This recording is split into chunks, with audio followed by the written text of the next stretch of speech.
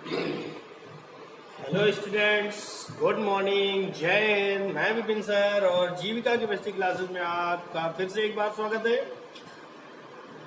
Hello students, मैंने आपको पिछले वीडियो में पढ़ाया था कोलाइडी विलयन बनाने की विधियां, जिसमें मैंने आपको बताया था कोलाइडी विलयन बनाने की विधियां। नंबर 1 पर था यांत्रिक विधि और नंबर 2 पर था वैद्युत परिक्षेपण। ठीक है ना। यांत्रिक विधि मैंने पिछले वीडियो में पढ़ा दी थी और वो बहुत सिंपल है, जो 1 मिनट में दोहरा देंगे कि जो यांत्रिक विधि है वो ठीक उसी प्रकार से होती है जिस प्रकार से घर में रखी मिक्सी, समझ में आई बात कि नहीं, कि आपके घर में जो मिक्सी यूज होती है वो उसी का रूपांतरित रूप होता है यांत्रिक विधि। इस विधि में जिस पदार्थ का कोलाइडी विलयन बनाना होता है, इस विधि में जिस पदार्थ का कोलाइडी विलयन बनाना होता है उस पदार्थ को चक्की में जल के साथ पीस लेते हैं। तत्पश्चात अच्छी तरह से उसको मिला देते हैं। मिलाने के पश्चात जो विलयन प्राप्त होता है वो कोलाइडी विलयन होता है। आई बात समझ? बस इतनी सी विधि है, कोई इंपॉर्टेंट नहीं है, महत्वपूर्ण नहीं है, बोर्ड परीक्षा में पूछी नहीं जाती। लेकिन वैद्युत परिक्षेपण विधि जो है ये बोर्ड एग्जाम में पूछी जाती है। सन 2018 में ये क्वेश्चन आपका आया हुआ था। ठीक है, तो आइए चलते हैं वैद्युत परिक्षेपण विधि क्या होती है, इसके बारे में मैंने आपको बताया था। नहीं तो देख लीजिए कि वैद्युत परिक्षेपण विधि में, इस विधि में, ठीक है ना, इस विधि में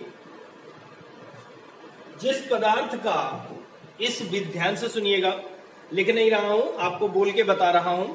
इस विधि में जिस पदार्थ का कोलाइडी विलयन बनाना होता है उसे चक्की में पीसकर चूर्ण बना लेते हैं।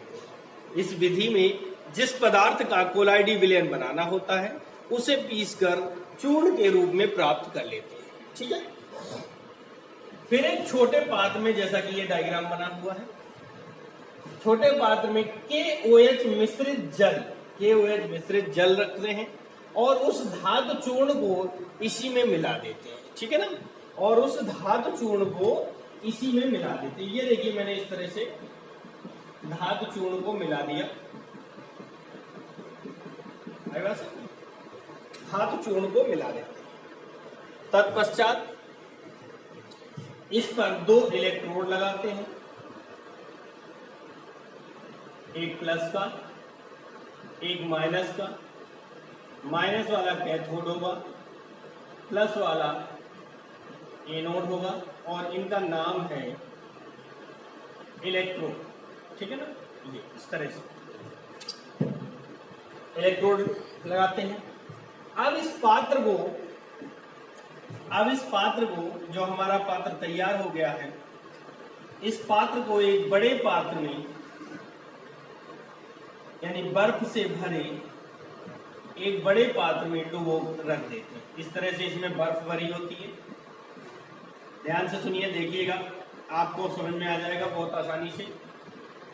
आपकी बोर्ड एग्जाम की तैयारी बड़ी आसानी से। ये आपकी बर्फ भरी, ठीक है ना। बर्फ से भरे बड़े पात्र में रख देते हैं। तत्पश्चात इनमें विद्युत धारा प्रवाहित करेंगे।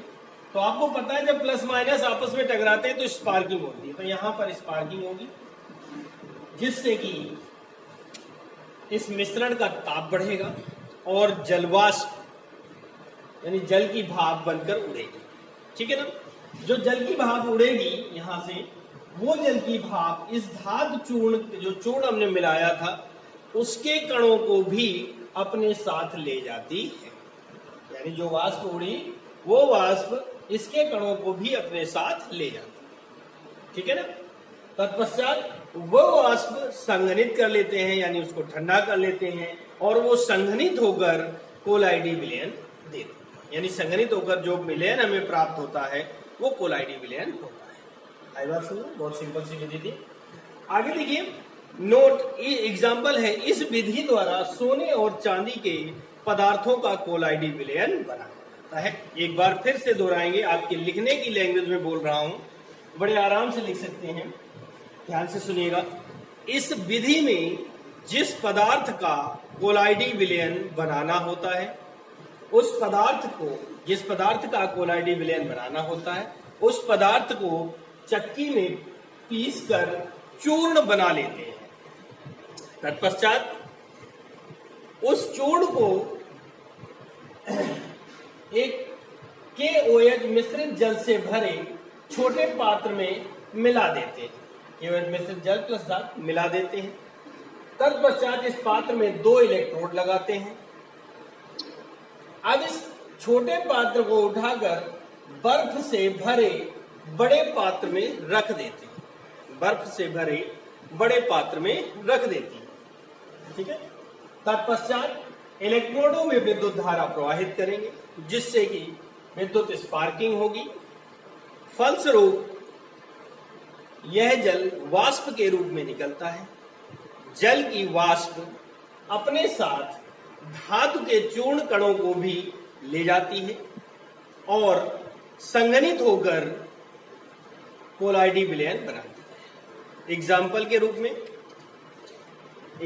रूप में इस विधि द्वारा गोल्ड, सिल्वर आदि धातुओं के कोलाइडी विलयन प्राप्त किए जाते हैं। इस विधि द्वारा गोल्ड, सिल्वर आदि धातुओं के विलयन प्राप्त किए जाते हैं। आई बात समझ में? बड़े आराम से नोट कर सकते हैं और देख लीजिए, डायग्राम आपको बनाना होगा बोर्ड एग्जाम के लिए भी, ठीक है ना? तो डायग्राम की स्क्रीनशॉट ले लीजिए। चलिए स्टूडेंट्स, आगे देखते हैं। आपकी अगली हेडिंग है कोलाइडी विलयनों के गुण, प्रॉपर्टीज ऑफ कोलाइडल सोल्यूशन। यानी कोलाइडल सोल्यूशन जो है कितने प्रकार के, कौन कौन से गुण प्रदर्शित करते हैं। तो नंबर 1 पर आपका आता है ब्राउनी गति। क्या आता है? ब्राउनी गति। इसकी खोज जो है मिस्टर ब्राउन ने की थी। ब्राउनी गति की जो खोज है, यानी ब्राउनी गति के बारे में सर्वप्रथम मिस्टर ब्राउन ने बताया था, इसलिए उन्हीं के नाम पर इसे ब्राउनी गति कहा जाता है। तो आइए देखते हैं कि जब किसी कोलाइडी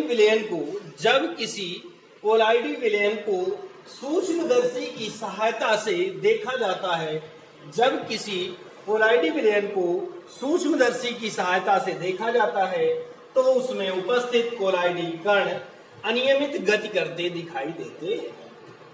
अर्थात टेढ़े मेढ़े मार्ग यानी जिग जैग मोशन टेढ़े मेढ़े मार्ग पर गति करते हैं। कणों की इस गति को ही ब्राउनी गति कहते हैं। ठीक है। तो आइए देखते हैं कैसे होती है। कि जैसे मान लीजिए ये कोलाइडी विलयन है, भरा हुआ है, इसमें ये कण उपस्थित है।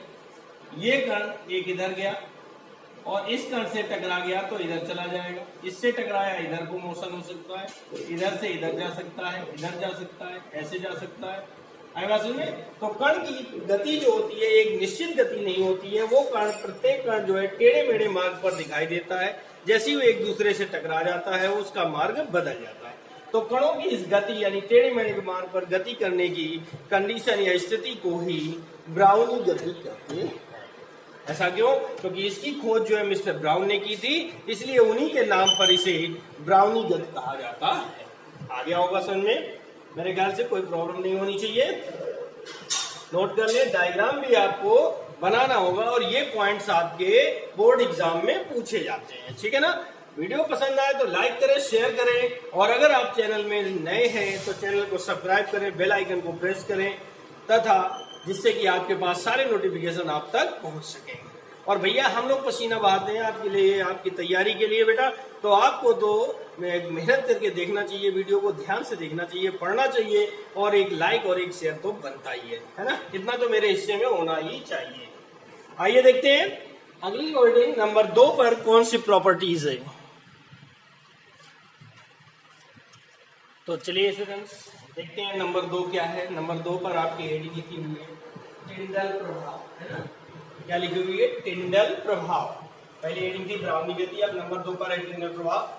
क्या कह रहा है परिभाषा में कि जब किसी कोलाइडी विलयन को अंधेरे कमरे में रखकर लेंस की सहायता से प्रकाश किरण को केंद्रित करते हैं तो कोलाइडी विलयन में नीले रंग का शंकु दिखाई देता है।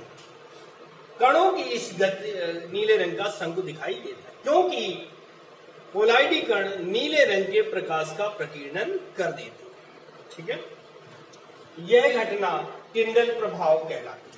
देखिए कि ये मान लीजिए कोलाइडी विलयन रखा हुआ है, ठीक है ना। यहाँ पर हमने कोलाइडी विलयन रख दिया, क्या रख दिया भैया, कोलाइडी विलयन रख दिया, और इस पर हम इस लेंस की सहायता से प्रकाश किरण को केंद्रित करते हैं।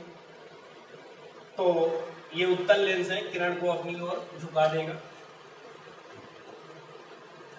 एक मिनट, ये थोड़ा बीच में होना चाहिए था। आप लोग स्केल से बनाएंगे तो बहुत अच्छा बनेगा। तो आप देख रहे हैं कि ये नीले रंग का शंकु बनता है इस तरह से,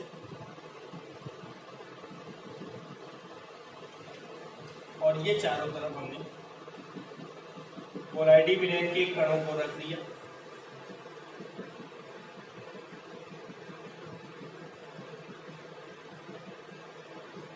इनके बारे में कह सकते हैं, इनका नाम है कोलाइडी कण। ये दोनों क्या है, प्रकाश किरण है, प्रकाश किरण। इनके आने जाने का मार्ग ये है। तो भैया आपने पढ़ा क्या कि एक बार फिर से डेफिनेशन देखते हैं कि जब किसी कोलाइडी विलयन को अंधेरे कमरे में रखकर लेंस की सहायता से प्रकाश किरणों को केंद्रित करते हैं तो नीले रंग का शंकु दिखाई देता है। ये ब्लू कलर का है ना, नीले रंग का शंकु दिखाई देता है, क्योंकि ये जो कोलाइडी कण उपस्थित हैं नीले रंग के प्रकाश का प्रकीर्णन कर देते हैं, अर्थात फैला देते हैं। इसलिए यह घटना टिंडल प्रभाव कहलाती है। इससे रिलेटेड एक क्वेश्चन मैं आपको बताता हूं। आपने 9th में पढ़ा होगा, आकाश का रंग नीला होता है ना, आकाश का रंग नीला होता है क्यों? तो देखिए इसमें आपको क्या करना है कि वायु में आप जानते हैं कि वायुमंडल में धूल होती है, आपको पता है, और सब लोग जानते भी हैं कि वायुमंडल में धूल के कण होते हैं। प्रकाश में 7 रंग होते हैं। जब सूर्य के प्रकाश की किरण चलती है, नीचे पृथ्वी पर आती है, तो धूल के कण नीले रंग को छोड़कर यानी 6 रंगों का तो अवशोषण कर लेते हैं, लेकिन नीले रंग का अवशोषण नहीं कर पाते। उस नीले रंग को फैला देते हैं, प्रकीर्णित कह देते हैं, चारों तरफ फैला देते हैं, इसलिए आकाश का रंग नीला दिखाई देता। उसी प्रकार ये कोलाइडी कण नीले रंग के प्रकाश का प्रकीर्णन कर देते हैं, और जिससे हमें नीले रंग का शंकु दिखाई देता है। ये शंकु बन जाएगा यहाँ से यहाँ तक, है ना, नीले रंग का शंकु दिखाई देता है। कणों की इस गति को टिंडल प्रभाव कहते हैं, या टिंडल, इस घटना को टिंडल प्रभाव कहते हैं। आ गया होगा समझ में? चलिए देखते हैं आगे, टॉपिक नंबर 3। चलिए आइए देखते हैं, नंबर 3 पर है वैद्युत कण संचलन। नंबर 3 पर रीडिंग है आपकी वैद्युत कण संचलन, है ना। तो इसमें क्या कह रहा है कि जब किसी कोलाइडी विलयन को वैद्युत क्षेत्र में रखा जाता है, जब किसी कोलाइडी विलयन को वैद्युत क्षेत्र में रखा जाता है, तो कोलाइडी विलयन में उपस्थित कोलाइडी कण अपने से विपरीत आवेश वाले इलेक्ट्रोड की ओर गति करने लगते हैं और इलेक्ट्रोड पर पहुंचकर उदासीन हो जाते हैं। आया समझ में? इलेक्ट्रोड पर पहुंचकर उदासीन हो जाते हैं। कणों की इस गति को ही वैद्युत कण संचलन कहते हैं, ठीक है ना। तो भैया देखिए बड़े ध्यान से कि कोई भी कोलाइडी विलयन हो, उसमें 2 प्रकार के कण होते हैं, एक धनावेशित और एक ऋणावेशित। इसी प्रकार हमारे 2 इलेक्ट्रोड होते हैं, धनावेशित और ऋणावेशित, है ना। धनावेश को एनोड और ऋणावेश को कैथोड कहते हैं। आई बात समझ? तो इस तरह से हमारे पास 2 इलेक्ट्रोड होते हैं और हमने कोलाइडी विलयन को इस कमरे में रख दिया, इस नली में भर दिया, ठीक है ना। ये हमने कुछ इस तरह से कोलाइडी विलयन को इसमें भर दिया, ठीक है। अब इसमें जो धनावेशित कण है, इसमें जो धनावेशित कण है वो कुछ इस तरह से गति करेंगे, विपरीत आवेश की ओर जाएंगे, है ना, और इलेक्ट्रोड पर पहुंचकर उदासीन हो जाएंगे। और जो ऋणावेशित कण होंगे वो कुछ इस तरह से गति करते हुए आ जाएंगे, कुछ इस तरह से गति करेंगे ऋणावेशित कण, और इलेक्ट्रोड पर पहुंचकर उदासीन। मतलब यह हुआ कि प्लस वाले कण माइनस की ओर और माइनस वाले कण प्लस की ओर आकर्षित होते हैं। ये आपको भी पता है कि विपरीत आवेश एक दूसरे को आकर्षित करते हैं और समान आवेश एक दूसरे को प्रतिकर्षित करते हैं। आया समझ? चलिए आगे देखें। तो परिभाषा क्या बनती है कि जब किसी कोलाइडी विलयन को वैद्युत क्षेत्र में रखा जाता है तो कोलाइडी विलयन में उपस्थित कण अपने से विपरीत, अब जैसे ये धनावेश है इसका विपरीत ऋणावेश, तो ये ऋणावेश की ओर जाएगा, और ऋणावेश जो है उसका विपरीत धनावेश, तो वो धनावेश की ओर आएगा। यानी कोलाइडी विलयन में उपस्थित कण अपने से विपरीत आवेश की ओर गति करने लगते हैं, और इलेक्ट्रोड पर प्लस वाला माइनस पे, माइनस वाला प्लस पे पहुंचकर, यानी इलेक्ट्रोड पर पहुंचकर उदासीन हो जाते हैं। कणों की इस गति को ही वैद्युत कण संचलन कहते हैं। आ गया होगा समझ में? आई बात समझ में? Any problem? ठीक है, स्क्रीनशॉट ले लीजिए। डायग्राम भी आपको बनाने हैं, और पेपर में ये पूछे जाने वाले टॉपिक से इंपॉर्टेंट क्वेश्चंस हैं। इस इंपॉर्टेंट टॉपिक है ये, मैं आपको ये नंबर 3 इस तरह से 6-7 प्रॉपर्टीज दिखाऊंगा, उनमें से कम आपको 3 प्रॉपर्टीज बोर्ड एग्जाम में मिलेंगे। आई बात समझ में कि नहीं? 3 प्रॉपर्टीज आपको बोर्ड एग्जाम में मिलेंगे, आपको बेहतरीन ढंग से तैयारी करनी होगी। ओके, चलिए आगे देखते हैं नंबर 4। चलिए नंबर 4 देखते हैं, स्कंदन। नंबर 4 पर आता है स्कंदन। देखिए भैया, थोड़ा सा जानकारी दे देते हैं आपको कि स्कंदन क्या होता है। स्कंदन माने भैया होता है जमना। स्कंदन माने होता है जमना, ठीक है ना? जैसे दूध से दही बन जाए, दूध में थोड़ा सा, गुनगुने दूध में थोड़ा सा दही मिला देते हैं तो धीरे धीरे धीरे 4-5 घंटे में जम जाता है। ये आप जानते हैं, सबके घर में बनाया जाता है दही, है ना? और नहीं बनाया जाता तो आपने मार्केट से खरीदा होगा, देखा होगा। तो क्या होता है स्कंदन माने जमना। इसके अलावा आपको पता है कि जब हमें चोट लग जाती है तो ब्लड बहता है, लेकिन वो ब्लड 2-3 मिनट बाद अपने आप धीरे धीरे धीरे धीरे जहां पर घाव होता है वहां पर जम जाता है, सूख सा जाता है, थक्का सा बना रहता है, जिसे ब्लड क्लॉटिंग कहते हैं। ठीक है ना? ऐसा होता है। अब अगर हमारा थक्का ब्लड बह रहा हो, उसमें थोड़ा सा फिटकरी मिला दे, फिटकरी एक वैद्युत अपघट्य होता है, फिटकरी लगा देते तो ब्लड हमारा जल्दी बहना रुक जाता है, क्योंकि फिटकरी में उपस्थित आवेशित कण, अब फिटकरी का आपको सूत्र पता होगा, K2SO4 इंटू Al2SO4 का होल थ्राइस इंटू 24H2। इसका जब आयनन होता है तो K प्लस बनते हैं, Al के 3 प्लस बनते हैं, प्लस SO4 डबल माइनस बनते हैं। इस तरह से आयन बनते हैं। ये आयन कोलाइडी विलयन में उपस्थित, यानी जैसे ब्लड है हमारा, ब्लड में उपस्थित विपरीत आवेश वाले आयनों से आकर्षण कर लेते हैं, यानी प्लस वाला माइनस से और माइनस वाला प्लस से जुड़ करके एक बड़ा कण बना लेते हैं, एक के ऊपर एक के ऊपर एक के ऊपर, यानी इस तरह से आते जाते हैं, एक हुआ एक हुआ एक हुआ, इस तरह से एक बड़ा कण बन जाता है जो विलयन में धीरे धीरे अवक्षेपित होने लगता है, अर्थात जमने लगता है। ठीक है ना? इस क्रिया को ही स्कंदन कहते हैं। तो आइए देखते हैं डेफिनेशन में क्या लिखा है कि जब किसी कोलाइडी विलयन में वैद्युत अपघट्य की अल्प मात्रा मिलाते हैं, वैद्युत अपघट्य की अल्प मात्रा मिलाते हैं, तो कोलाइडी विलयन में उपस्थित कोलाइडी कण विपरीत आवेश वाले आयन से आकर्षित होकर एक बड़ा कण बना लेते हैं और विलयन में धीरे धीरे अवक्षेपित होने लगते हैं, अर्थात जमने लगते हैं।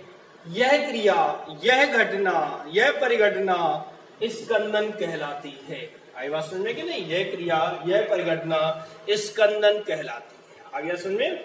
नोट कर लीजिए, स्क्रीनशॉट ले लीजिए। यहाँ पर ये डायग्राम कोई मैंने एग्जाम्पल आपका होगा, रुधिर का थक्का बनना, रुधिर का थक्का बनना, ये आपका एग्जाम्पल हो जाएगा। ठीक है, चलिए नंबर 5 पर आता है रक्षण। बहुत ही इंपॉर्टेंट पॉइंट है रक्षण, बहुत ही इंपॉर्टेंट पॉइंट है। देखिए क्या कह रहा है कि जब किसी कोलाइडी विलयन में वैद्युत अपघट्य की अल्प मात्रा मिलाते हैं तो अवक्षेप आसानी से बन जाता है। यानी कोलाइडी विलयन में अगर हम कोई वैद्युत अपघट्य मिला देते हैं तो वो जम जाता है, आसानी से, बड़े आराम से जम जाता है, अवक्षेप बन जाता है। यदि वैद्युत अपघट्य मिलाने से पूर्व, यानी वैद्युत अपघट्य में मिलाना है लेकिन वैद्युत अपघट्य मिलाने से पहले कोई द्रव स्नेही कोलाइड की अल्प मात्रा मिला दे, तो वैद्युत अपघट्य द्वारा बनने वाले अवक्षेप का विरोध द्रव स्नेही कोलाइड करता है। आई बात समझ में कि नहीं? द्रव स्नेही कोलाइड करता। ठीक वैसे ही कि अगर आप चोर के घुसने से पहले जो अपने घर में चोर के घुसने से पहले और आप चले गए अंदर तो चोर को घुसने में आसानी नहीं होगी, और आप घर में नहीं है तो चोर आसानी से घुसकर अपना जेब साफ कर लेगा। यानी ठीक उसी प्रकार से कि वैद्युत अपघट्य मिलाने से पहले क्या करते हैं, द्रव स्नेही कोलाइड की अगर अल्प मात्रा मिला दे तो वैद्युत अपघट्य द्वारा बनने वाले अवक्षेप का विरोध कौन करता है, द्रव स्नेही कोलाइड करता है। अर्थात अवक्षेप आसानी से नहीं बनने देता, अवक्षेप को आसानी से नहीं बनने देता। यह क्रिया